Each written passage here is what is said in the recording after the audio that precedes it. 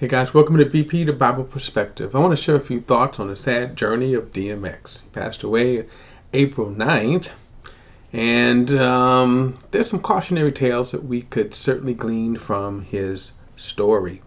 Now, before we get into it, please like and share this video and subscribe to BP, the Bible Perspective. And as always, if you have a thought or comment, add it to the comments section below. All comments are welcome. Now, I'm not going to get into a whole lot of details about DMX. There's a lot of controversy. He was a controversial person, led a very complex life.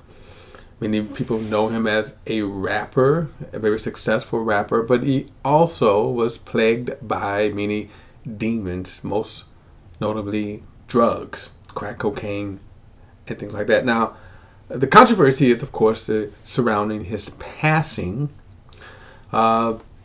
He passed away. He was taken to the hospital on April 2nd, and then later pronounced dead on April 9th. So when you have these kind of stories here, when he was probably taken to the hospital on April 9th, he was probably dead then. Okay. Some people say it was a drug overdose, and then other people say it's a heart attack. Since I wasn't there, I cannot really give a intelligent comment on that.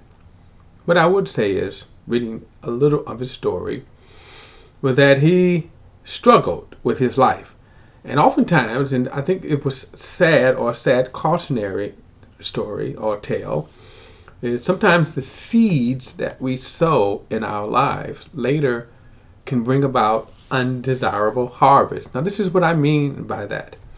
I'm thinking about one of the singers, Vanity, who, if you don't know her name, she 80s, 90s, like that. She's probably best known for her association with the late Prince. And then she had a couple of movies herself. Here's what I mean by that. Now, in her earlier life, she filled with drugs. She was filled with, she did a lot of partying, drugs, whatever.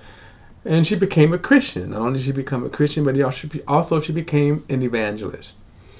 But due to her drug addiction, as it's reported, that later produced complications, kidney problems, in which she later would die or pass away from.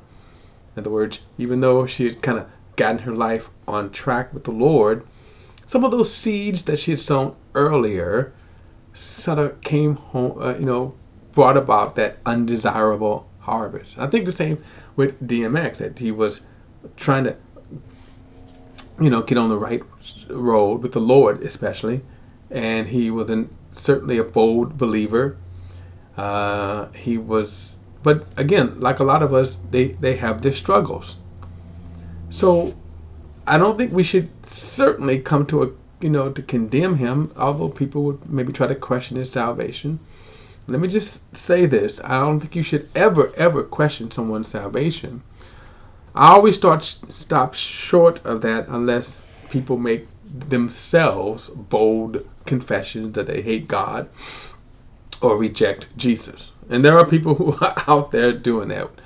Ronald Reagan's son, I think his name is Don Reagan. Anyway, there's a commercial, that's what I'm referring to, that he's saying that he is a bold atheist and he's not afraid to burn in hell. Okay, but so if he was to pass away, then I would say, according to his confession, unless somebody could say he changed. But here's my point. DMX was a professed Christian, but he struggled in certain areas, especially when it comes to drugs. There are things in terms of drugs that will physically, that will have a struggle with, okay. But I think if he clung on to the mercy of God, even though whatever the condition, whatever the reason for his death, the mercy of God through Jesus Christ certainly carried him through. The cautionary tale is, right now, what kind of seeds are we sowing in our lives? Whether it's health, mental, spiritual, make sure we're sowing the right seeds. But regardless, one of the good things about DMX, and one of the things that I can say we can rejoice, that as a firm believer in Christ. Even if he passed away because of faults, he was certainly wrapped in the mercy and the love of God. And to that, his family can take certainly comfort in that. All right, guys, look, that's my perspective.